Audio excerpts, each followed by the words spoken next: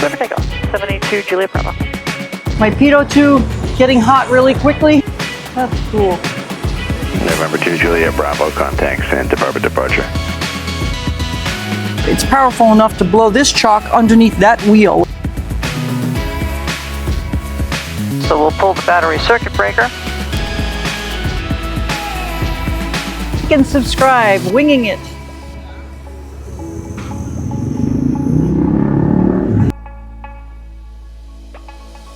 Welcome back to Winging It. Today we're going to head over to Paso Robles because I want to do some practice. But I thought I'd take this opportunity since it's low IFR both here and at Paso Robles, and it's not supposed to clear up for an hour or two. I thought I'd take this opportunity to show you what I go through for a pre-flight. When I walk up to the airplane for a pre-flight, the first thing I do is just take a look at all the affix points. In other words, does it have any chocks on it and any tie downs? Just get the bigger picture when I walk up to it. And I notice that I have chocks on the front tire and on the right tire. If you don't remove these chocks completely from the front tire, they were like this. Obviously, I've already been through my pre-flight, but they were like this, and I kicked this away so that I wouldn't forget. But if you don't take them away in a Mooney, when you first start it up, it's powerful enough to blow this chalk underneath that wheel, which I've had happen before, and then you're stuck in the airplane again, you have to get out. So take both chocks completely off, especially the front one. As you're doing that, inspect the wheels, make sure that everything looks good. And of course, I'm not really concerned at ACI Jet. They really know how to tow Moonies, and anyone that owns a Mooney knows that you only have 13 degrees right and 11 degrees left. And if they take it with an automatic tow beyond that point, you can do some significant damage in this area. So even though it has towing limits on there, oftentimes I've seen many a Mooney be destroyed. So I always check, even though I know the people here and they're really, really good at towing. ACI Jet is an absolutely wonderful place to take a Mooney.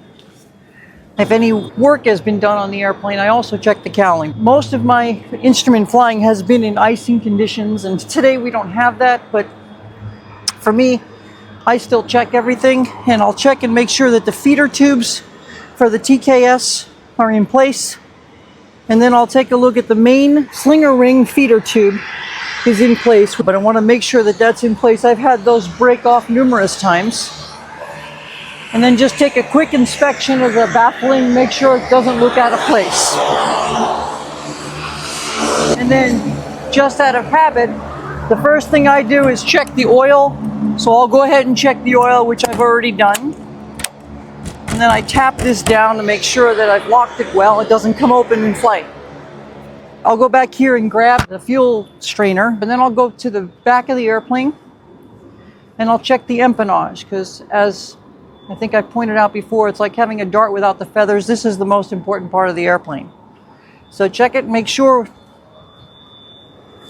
that it's all hooked up well.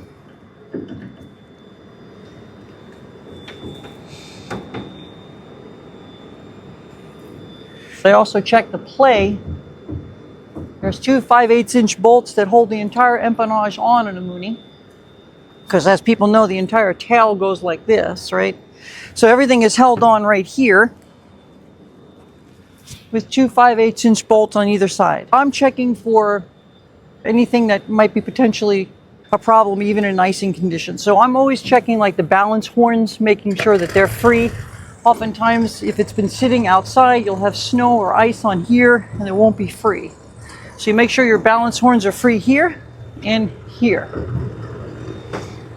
I check the static port on the other side. I'll check the static port on this side, making sure that nothing is obstructing it.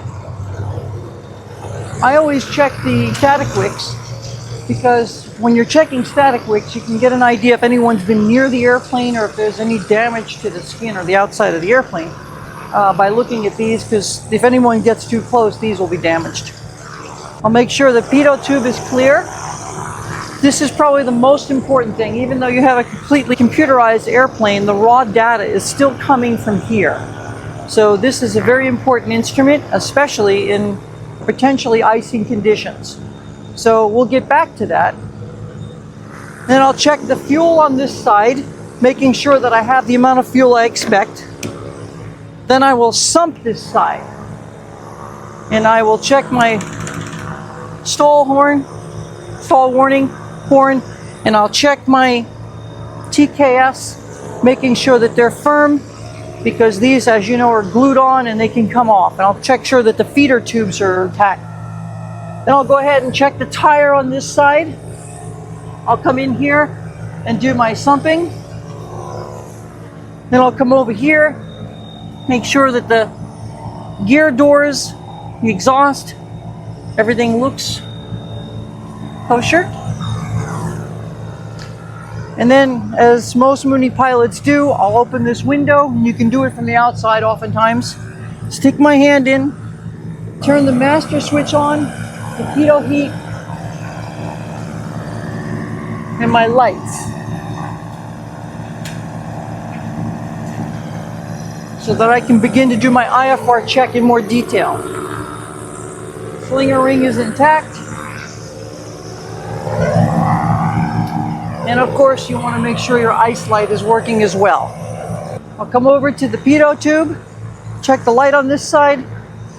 My pitot tube getting hot really quickly. I'll shut it off.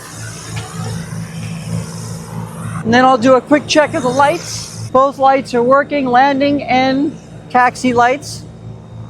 Then I'll come over here, do the same thing, check this side, making sure everything looks tight, kosher. And if any work has been done on the airplane, I'll check the cowling. And then I'll check these stall strips. I'll sump this side.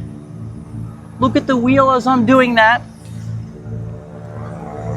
Then I'll come over here and check and make sure that I have the right amount of fuel that I expect in here. And then I'll take what I have usually left and pour it into this side. I check my strobe lights are working. My navigation lights are working. This model Mooney has no beacon. Some of the earlier ones, slightly earlier than this, will have a beacon. My light back here, my strobe light is also working. I'll go in the airplane, shut all the lights off.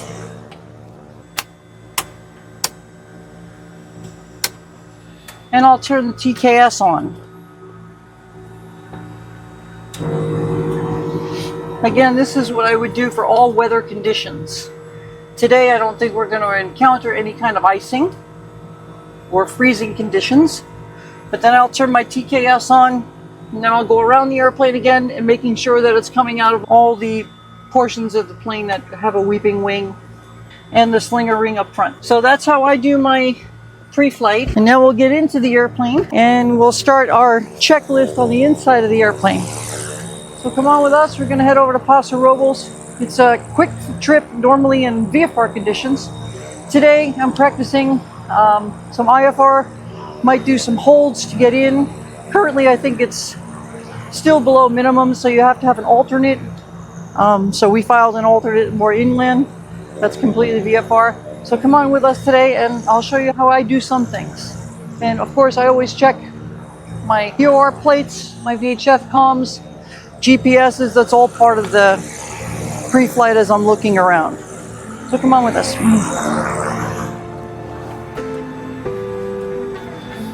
So now we're in the airplane. I forgot to mention during the pre-flight that I also switch batteries between 1 and 2. When I get done checking the lights before I check the TKS. And the reason is because if there's too much difference between the voltage from battery 1 and 2, that slow blow fuse that Moonies have will blow.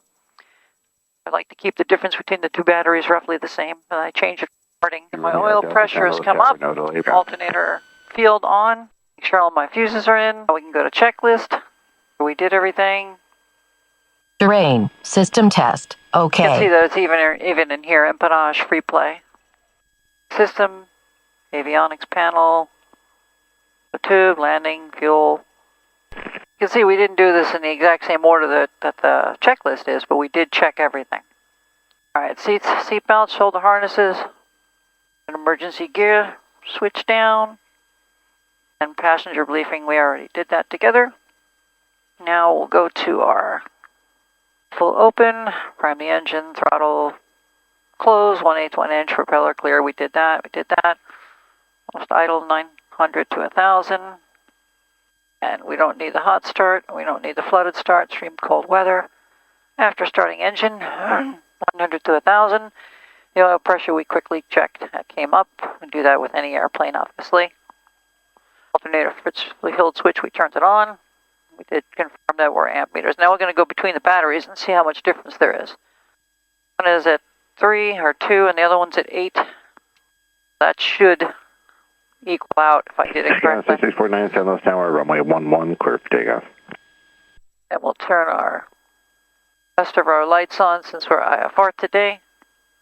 Elevator trim switch on, which we don't have in this model airplane. That would normally be here. The autopilot switch includes that for the elevator trim switch in this airplane. FD and MFD are looking good. We have an advisory. Okay. Radios. Alright, so we'll get out of here and we'll go ahead and check our San Luis Obispo 20.6. Let's check our weather. San Luis Tower information, Whiskey 1456 Zulu, wind 120 at 4, visibility 2 and 1/2, mist, smoke, ceiling 300 overcast, temperature 13, dew point 13, altimeter 3005. Below 5 runway here. 11 approach in use. And we're using the opposite runway that I expected eastern today. 400 feet of taxiway might closed. Temporary flight restrictions are in effect 7 miles east of the airport, surface to 9,000. Advise as contact, you have Whiskey. So we have information Whiskey. Go ahead, we have ground and we have tower in there. And they said the east end of Mike is closed. And since we're on the opposite side of the field, we have no reason to be in Mike. And we'll just put a basic flight plan in for here for Paso Robles, and then we'll add as they give us on our... Let's check the weather at Paso Robles right now. I don't think we have the weather in the plane yet. We'll put it in the backup ASOS, if we can get it. You can tell by looking on this screen that our METARs aren't up yet, so we wouldn't have the weather yet. San Luis Obispo ground, Mooney 782 Juliet Bravo. We're IFR today over to Paso Robles. Want to pick up our clearance if we can. November 782 Juliet Bravo, San Luis ground, code to the Paso Robles Airport via the AVILA 4 departure. Morro Bay transition direct. Climb via the SID except maintain 4,000. Expect 6,000 5 minutes after departure. Departure frequency 127.72. Squawk 2012. And 782 Juliet Bravo is cleared to the Paso Robles Airport via the Avila 4 departure. Morro Bay transition direct. The climb as per the SID except maintain 4,000. Expect 6,005. 2772 departure frequency and 2012 on the squawk for 782 Juliet Bravo. November 2 Juliet Bravo, read back correct. There's a squawk in there. 2012. The departure in for San Luis Obispo. Morro Bay transition. Code. Maintain 4,000, so let's go ahead and put 4,000 in there. 1,005. 2772 on the departure frequency. We'll put that in there. I can always come back later to it. I'm on 110. And 900, then climbing right hand turn. Heading 180 to intercept the... So we don't need to remember 110, that's the 180 will be the next one. The Fellows 259 to Avila. So let's make sure we have 900, turn right to 180, intercept the 259 off of Fellows.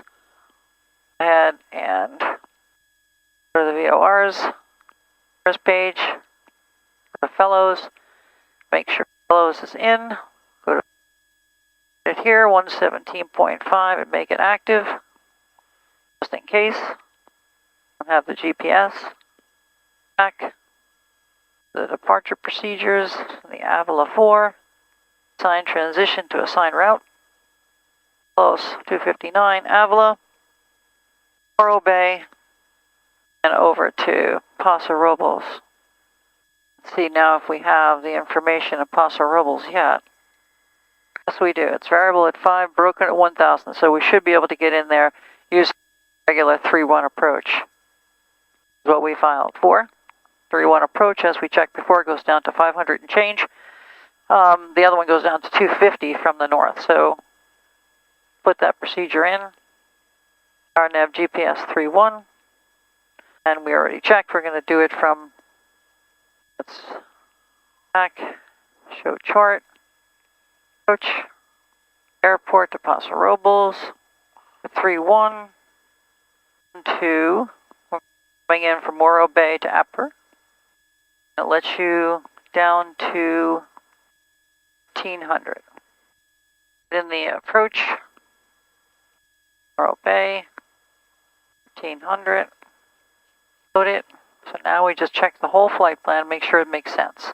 Coming out of here, out of 900, turn right to 180, intercept to A5, 9 out of Fellows, AVILA, and then turn right to Morro Bay, and then from Morro Bay, hopefully be going to Apure to fly the 3-1 approach into Paso Robles. Of course, we checked all of our NOTAMs beforehand. Our departure in, okay. We can let them know that we're ready to taxi. Sure, we still have whiskey. Advise as contact, you have X-ray. Now we have X-ray. We should probably get X-ray then. San Luis Tower information, X-ray 1556 Zulu, wind calm, visibility 7, smoke, ceiling 400, overcast, temperature 14, dew point 13, temperature 3006, ILS runway 11, approach in use. Notice to airmen, the eastern 400 feet of taxiway mic is closed. Temporary flight restrictions are in effect 7 miles east of the airport. Surface to 900,000. Advise as contact, you have X-ray. Lewis Ground, Mooney 782 Juliet Bravo over at ACI Jet, ready to taxi with information X-ray. November 782 Juliet Bravo, San Luis Ground, runway 11, full length, taxi via Alpha. Alpha to runway 11, full length, to Juliet Bravo. We'll do the entire checklist with you today. We'll put our taxi lights on instead of landing lights, and then we'll switch to takeoff. I always check my controls, call it a habit. I take them to the ends and each corner to make sure. When I'm taxiing, I always taxi with the elevator full back in case I hit bumps, because as we know in the Mooney there's not a lot of clearance, so I like to keep the nose as high as I can. And we're on Alpha. That checks. And we should reset the fuel. Plane holds 102 if it's completely full. We can assume that they got about 100 in. I don't count on the 102 unless I've actually been there and watched it or I filled it myself. We're coming up on a hot spot here. Traffic, there's nobody out today. And this is that hot spot area. It looks okay. Visibility is below a certain level. You have to wait at that line. We'll do our run up right here. Make sure everything was working there. So let's go to our before takeoff checklist. Taxi checklist, we did. Parking brake set. I don't use the parking brake. Fuel selector, full as tank. Engine run up. Oil temperature is above 100. So we'll take to 1700 on the throttle. Go ahead and check the drop. Max drop 150 is 90. So we dropped 80 on the left. Dropped 60 on the right. With both of those, we'll switch back to both. Propeller. We'll watch it as the oil pressure goes down as the oil goes into the hub. Cycle it 3 times like they want us to.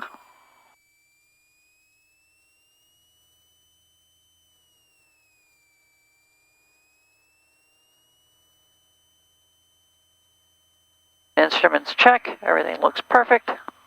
Annunciator test. And the de-ice does not come on unless it's not working. Throttle set to idle. Alternator field switch off.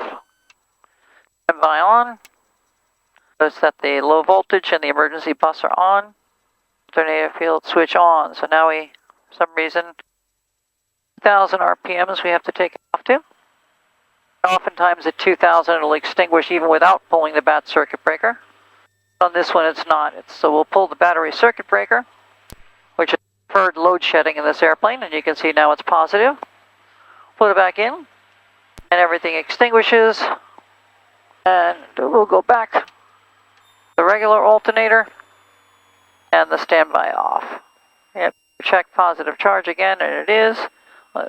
Main battery voltage greater than 26.5. Ours is up to 27.8.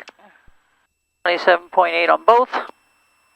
Elevator trim, as we talked about, it's not here. Takeoff settings, we'll see. I like to keep it on the upper portion, and the rudder trim.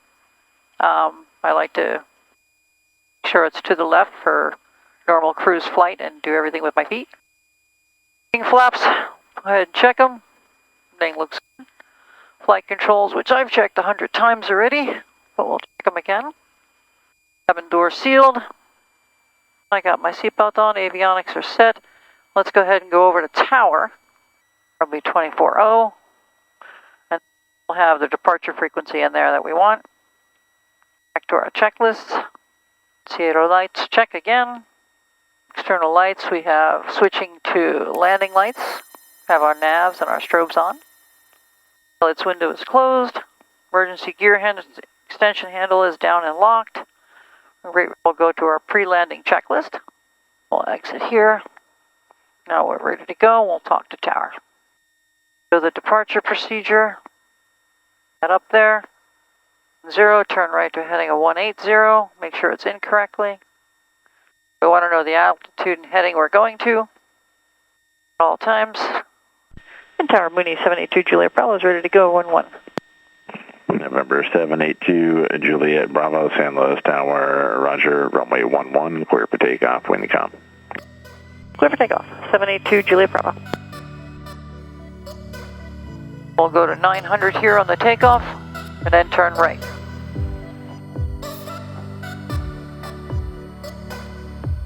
And we haven't exceeded our manifold pressure, so we're good there. Try and keep it light over these lights. Stall.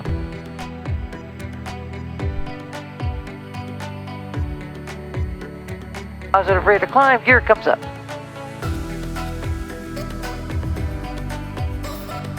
And flaps up.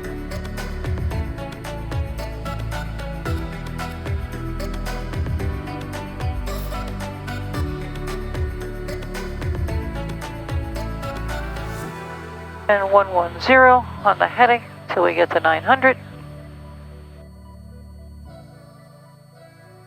November 2 Juliet Bravo, contact Santa Barbara departure. Over to departure, good day. 2 Juliet Bravo. Engine looks good.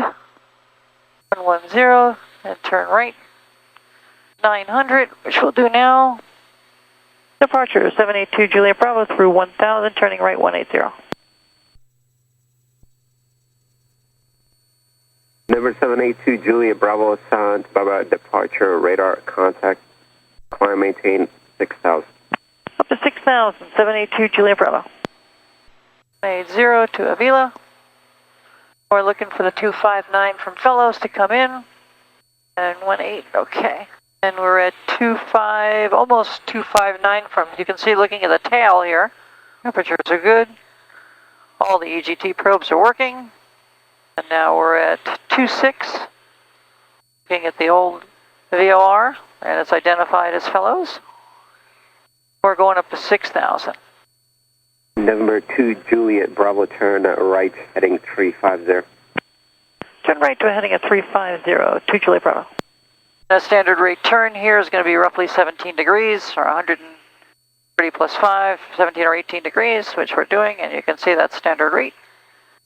And let's go to Paso Robles, and the Unicom is 230. 187 is center. I'm not sure if they're going to go there first. Let's put the Unicom in. Number 2 Juliet Bravo, clear direct Paso Robles. Okay, direct Paso Robles. Make sure we level off.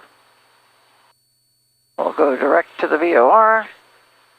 Back on our power. And today we'll come back quite a bit on our power. There's no reason to rush this. We'll get the weather over there. Dew point 14 Celsius. Altimeter 3008. Remarks. Density altitude 1,300. Paso Robles Municipal Airport. Automated weather observation 1616. Wind 280 at 09er. Visibility 10. Sky condition few 1,200. Temperature 19 Celsius. Dew point 14 Celsius. Altimeter 3008. Remarks. November 2 Juliet Bravo, Density contact Oakland Center on 128.7, good day. Oakland Center, good day, 2 Juliet Bravo. Oakland Center, Mooney, 782 Juliet Bravo, direct Paso Robles VOR, 6,000. November 782 Juliet Bravo, Oakland Center, Paso Robles, altimeter 3008. Say your type of approach request and verify you have the current weather and notice to Paso Robles. We do have the weather, and we can always take an update on the NOTAM, so we do have the weather, and we were going to go to the RNAV GPS runway 31 for 782 Juliet Bravo. Okay, November 782 Juliet Bravo for the RNAV runway 31. I'm not showing any applicable NOTAMs. Clear direct to A pure, and showing the RNAV runway 31 approach for Paso Robles, maintain 6,000. Okay, direct A pure, and 782 Juliet Bravo, maintain 6,000. And I just want to confirm November 2 Juliet Bravo, you wanted to start at A pure, or do you want to start at Paso Robles and then backpack? No, we can start at A pure for 782 Juliet Bravo. Okay, perfect. November 782 Juliet Bravo, report established. On the approach, I'll have lower for you in just a minute. Unable lower right now for terrain. Maintain 6,000. Thank you. Roger, maintain 6,000, 2 Juliet Bravo. And we'll line up our trend vector with where we're going.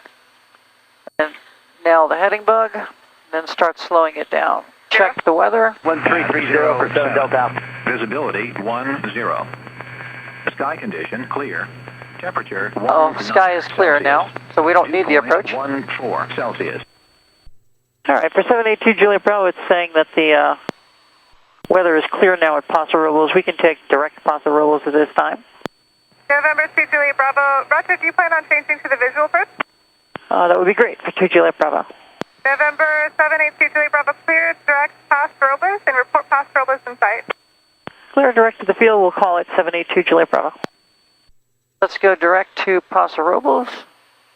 Well, I'm kind of disappointed. I was hoping it was going to be instruments the whole way.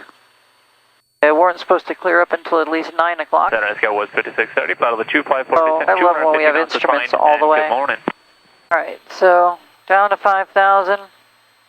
I do this until my PITs start coming up a little bit, then go in just a little bit as I'm reducing power. So we're only 12 miles from the airport. 782 Juliet Bravo, traffic 12 o'clock in 7 miles. Take the minute just for the Paso Robles. Alpha indicates 1,800. I'm verified type and I'm not touching the traffic. South southwest southbound is the traffic. Appreciate the heads up. We'll be looking. Don't have them yet. 2 Juliet Bravo. There's the 5,000. 782 Juliet Bravo, descend to maintain 4,300. Down to 4,300. 2 Juliet Bravo. So we're going to come in on 3-1. We can still do that. And the 782 Juliet Bravo has the airport. We're glad to cancel with you at this time and squawk 12 on the box.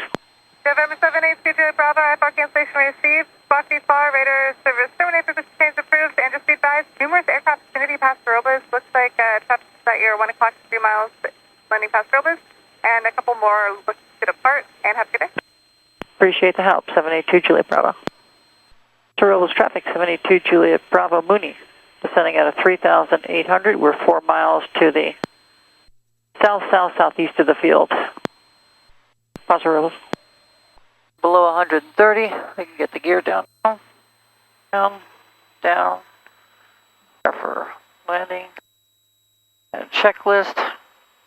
Switch, high RPM. Fuel bus switches off. Selector fullest tank. On that, wing flaps. We'll do it in a second. Exit. Alright. Paso Robles traffic, Mooney 782 Juliet Bravo, crossing over the field. Going to enter midfield left downwind for runway 31, Paso Robles. Traffic Skyhawk 5 Foxtrot Romeo, turning left crosswind 31, pass it. Launch flaps, gear down, mixture prop, we're good. Paso Robles traffic, Mooney 782 Juliet Bravo is going to enter midfield 45 left downwind runway 31, descending at a 2,300 now. Paso Robles. Winds are supposed to be calm this morning at this place. Mooney 782 Juliet Bravo coming up on a short final runway 31. There's the undercarriage, mixture prop, full flaps.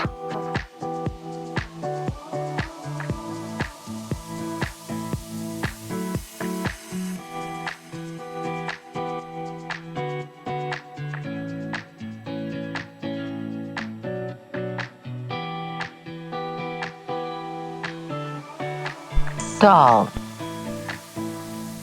Stall. Stall. Stall. Paso traffic stop. Stall. 5 Foxtrot Romeo re-entering down 45 downwind at 31. That's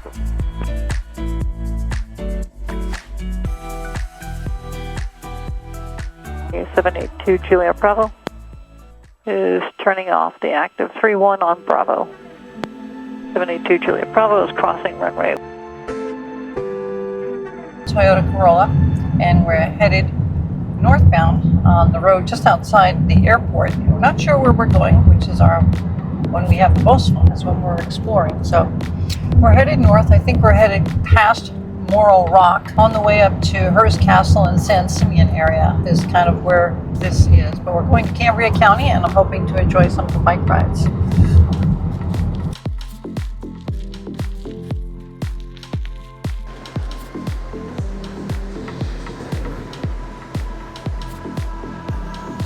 Wow, it's gorgeous.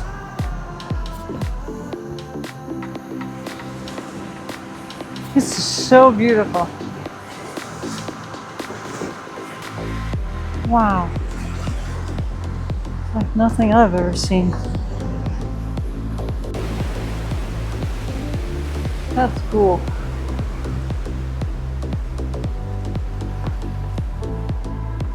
The sun is shining, but not too bright. Right through the clouds. Cypress trees. Beautiful bushes. This is just so beautiful. It really is.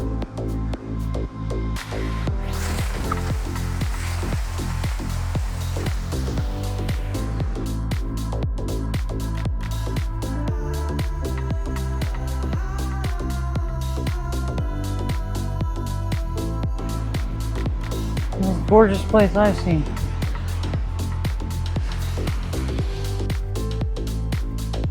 I wonder if there's any way to get that ship out of there.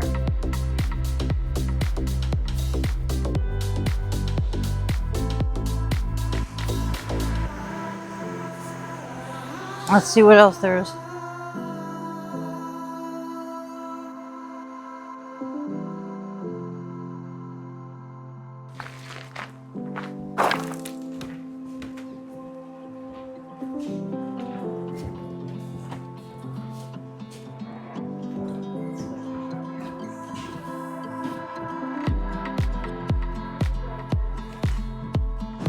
Not sure what these are. They're nail files. Made out of glass?